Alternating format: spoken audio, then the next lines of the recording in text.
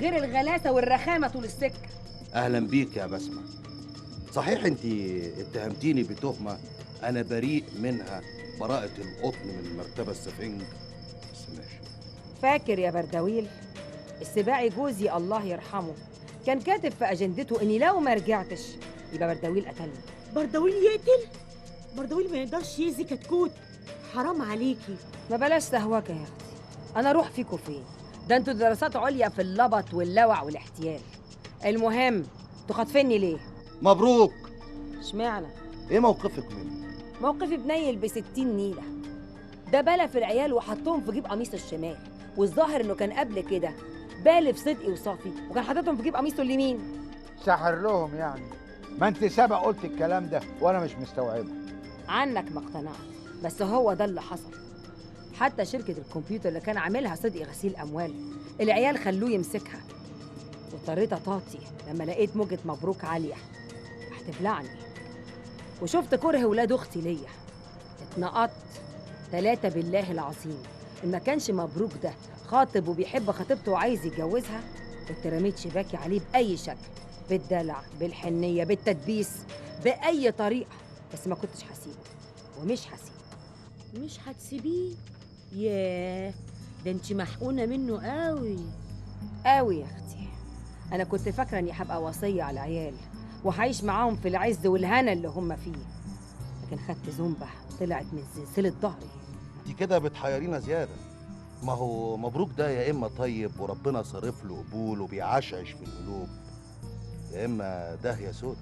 ساعات بحس انه اهبل وعبيط، وساعات احس ان دماغه كبيره قوي وياخد اتخن واحد فينا يعمله باريزه ويلعب بيه رفه. من ساعة ما خطفناها وهي كده، مش مديانا عقد نافع. هو من ساعة ما خطفناها وهي كده مش مديها عقد نافع. السؤال حريم يا بت كده بصوت واطي. لا يا حبيبتي، اسالي بصوت عالي. مبروك ده شكله ايه؟ راجل كده وجتة وفرع وطويل وعريض، ولا مقردن كده ومسافرت كده يعني؟ طويل التيله وعريض المنكبين. من الاخر كده مبروك ده انت اللي بعتاه، وانت اللي دستيه في الفيلا، وقال ايه عاملاه مدرس، يعني انت اللي راسمه اللوحه دي كلها وجايه تلوني باقي اللوحه هنا عندنا. المفروض ان احنا نصدق. بلا نيلة، ده انا خيبتي مخيبه ب60 خيبه. كان بان عليا لو كنت انا زي ما انتوا فاكرين كان زماني محوشه قرشين او كسبتكوا عشان تضموني في المنظمه. طب ايه رأيك بقى في اللي بيقولوا ان مبروك ده الشرطة هي اللي دساه عشان يخش وسطينا؟ ما كانش عدى على صدقي. صدقي اكيد فرزه ونكد تاريخ اجداده اللي ما كانش يدخله بيته ويأمن له. يعني مش مع الشرطة، مع نفسه. يبقى هو اللي سمي صدقي وصافي واكلهم الفسيل. واما بعد عشان ايه؟ عشان ايه؟ عشان عشان ايه يا رفاعي؟ عشان الواجبات. ايوه عشان الواجبات. ايه الواجبات دي؟ اكيد ده سيم جديد انا ما اعرفوش. بلاش الواجبات، عشان يسيطر على العيال وياخد الشركة والفيلا. لا. ايه يعني نشطب الاحتمالات دي؟ اشطبه. انا بقى مش هشطبها، وهحط تحت منها 10 خطوط حمراء وصفرة كمان. بعد التحيه والسلام، زوجي العزيز، رجاء افادتنا عن سبب وضع خطوط صفراء وحمراء تحت اسم مبروك مع فائق الاحترام والتقدير. ليس هناك سبب، بل هو احساس، فيرنج. ايه ده؟ طنط بسمة اتأخرت قوي. ايه؟ انت محتاجاها في حاجة ولا ايه؟ لا ابدا، بس كنت مستغربة. يا ستي يا لا ما تجيش خالص يبقى احسن. ايه ده؟ انتوا مش عايزينها ولا ايه؟ انا ما بحبهاش. وانا ما بطيقهاش. على فكرة هي حاسة ان احنا مدينها وش وكرفينها، بس هي عايشة اللي مش واخدة بالها. مبروك. ما تفتح بقى موضوع جوازنا قبل ما بسمة تيجي. هو بالنسبة يعني لنظام الفيلا هنا لما هقعد معاكوا وكده يعني هيبقى عامل ازاي؟ يا مستر ما تشغلش بالك بالموضوع ده خالص، احنا هنروح المحكمة ونعمل اعلان وراثة ونعين حضرتك وسع علينا، كده يبقى محدش ليه عندنا اي حاجة. وبعدين عيب بقى، انت خلصت الكنتالوب، امسك ده شوية. اوضة المكتب دي كانت بتاعت بابا الله يرحمه، ممكن نفضيها ونجيب لحضرتك فيها اوضة نوم وتعيش فيها. وانا هاجي انام معاك وتذاكري لنا فيها كمان. خلاص اوكي. مبروك. تعال اقول لك حاجه تانية. ان شاء الله بقى اتكلم في موضوع الجواز. هو بالنسبه بقى لما نيجي نعيش بقى كلنا مع بعض، اكيد هنحتاج ناكل ونشرب بقى، وحد ينظف لنا وحد يحمينا يعني اكيد هنحتاج داده. وانا بصراحه مش شايف اي داده دلوقتي غير داده واحده بس، هي تشكر. نعم. تشكر يا ولاد، مفيش احلى منها. نظافة ايه وحلاوة ايه، ولا نفسها في الاكل. نفس غطاسين.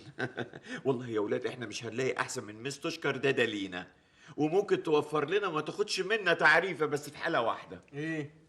ان اتجوزها.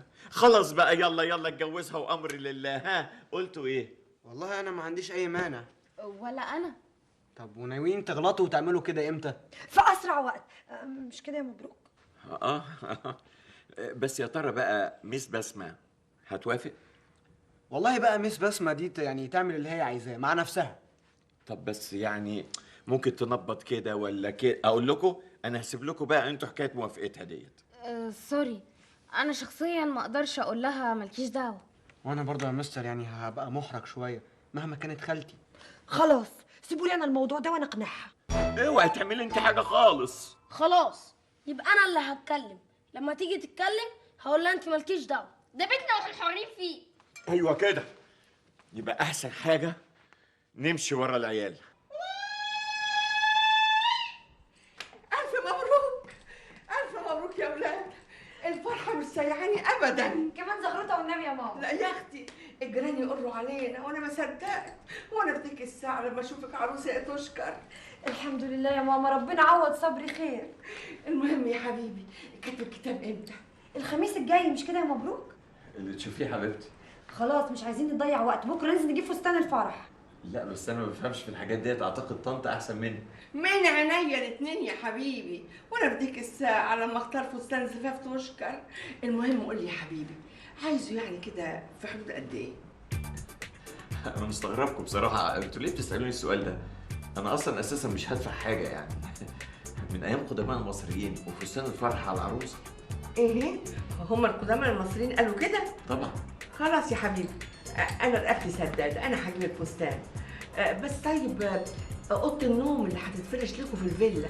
لا دي لازم تبقى في منتهى الشياكه. ادوكوا شفتوا الفيلا وعفش الفيلا عامل ازاي. اي اوضه سكه هتيجي هتبقى نشاز.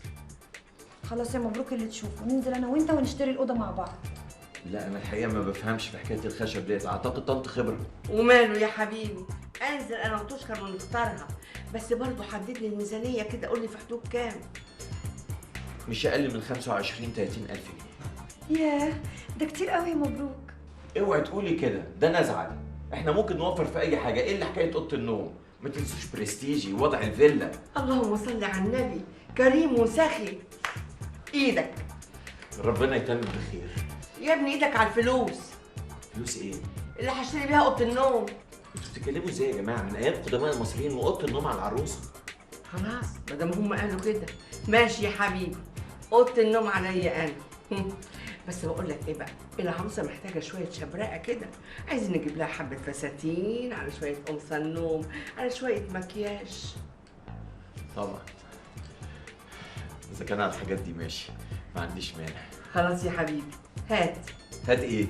من ايام قدماء المصريين جرى ايه يا مبروك؟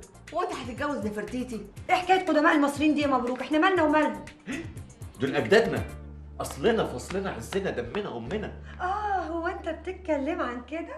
ايوه، قدماء المصريين خلوا كل حاجه على العروسه. امال انت يا مبروك داخل الجوازه دي بايه؟ بمجهودي. ايه؟ اوعوا تستقلوا مجهودي. ولا تحمل هم ابدا يا حبيبي، انا هبيع الجوزتين اللي حيلتي وعندي قرشين كده مدكناهم، وكل حاجه ان شاء الله هتتدبر. انا بشتري راجل. تنبيط بقى في الكلام، وهنبيع الغوشتين ومش عارف هنتصرف في ايه، وبنشتري راجل والكلام اللي يجرح.